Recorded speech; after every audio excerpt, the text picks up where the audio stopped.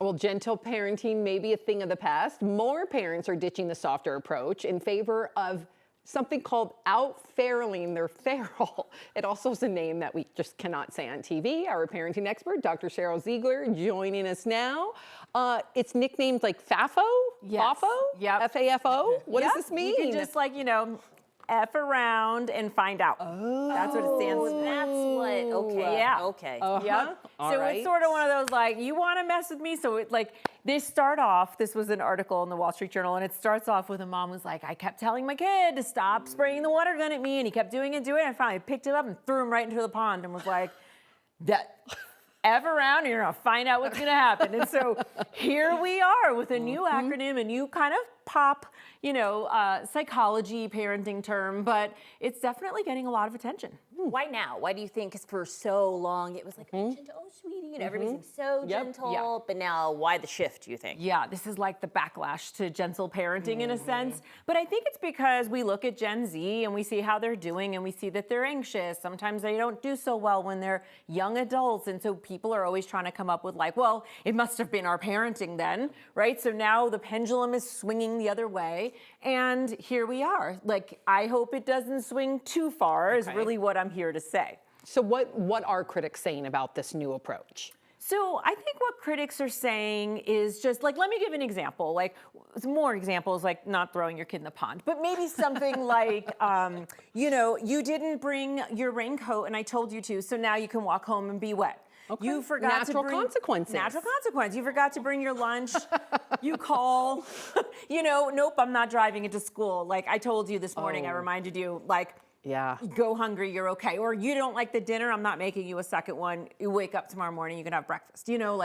Just very I'm tired of this whole gentle whole thing that doesn't seem to be working so well. And so that's what the critics are saying is whoa, let's not swing too far the other way. Yep. Because there's a lot of really good tenets from gentle parenting, where I'm gonna go back to saying exactly what I've always said, which is the research calls them authoritative parents.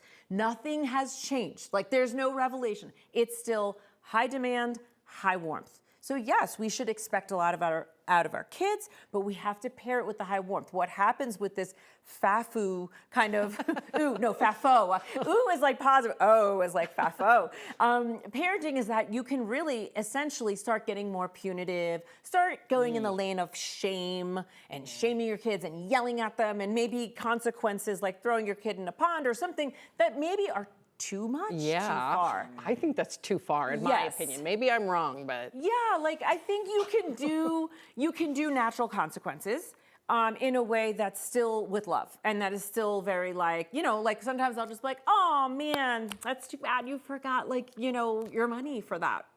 Next time. You can do that without being punitive. You can kind of go there. So that's where we're at. It's getting lots of attention. And I think people have to watch themselves and sort of stay a little bit moderate. Yes, and that was my question, right? How do you stay in the middle? Because I find myself sometimes on both spectrums. I was oh, that was harsh, and I feel terrible. I'm gonna hate mom myself guilt. all day. Yep. But then other times I'm I should have stuck it to her. I'm too soft. Yes. How do you find that medium, and how can you live in that space? Does that make sense? Yes, definitely. I mean, the first piece is I think sometimes people become parents and you don't realize there are many different ways to be a parent, right? And your kid is going to bring a temperament. If you've got two different kids, you're going to see that right away. And so at first it is intention. What is it that you want to do? How do you want to be? How do you want to show up? What's important to you? And then you go from there. If you're co-parenting as well, you kind of go, hey, you tend to be maybe more permissive. And I tend to be maybe sometimes too harsh. How can I take a little bit of yours, because I probably need a little of yours? How can you take a little of mine? And how can we kind of meet in the middle? This isn't even honestly a very long advanced conversation. This kind of conversation, maybe a half an hour between if there's two parents, and then go forth and then reevaluate, right? Okay, we've been trying to do this moderate thing for a few days. How do you think it's been going?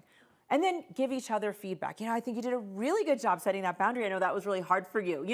If you could have those kind of conversations, we can stay moderate. Anything on either end, too permissive, which really almost wrongly has been associated with gentle parenting, but I get it. Gentle, we think soft. It's not really that, but anything too soft, anything too harsh, neither one are good. There's nothing new here. There's no real news except for we've got a new acronym and we have a backlash. We have a Okay. backlash to gentle parenting. Okay, that's good to know. F around and find out. Your new slogan at home to your husband. I could never. I could not. Yeah, my husband, sure, and my kids. Like I could never. Dr. Schultz-Ziegler, thank you.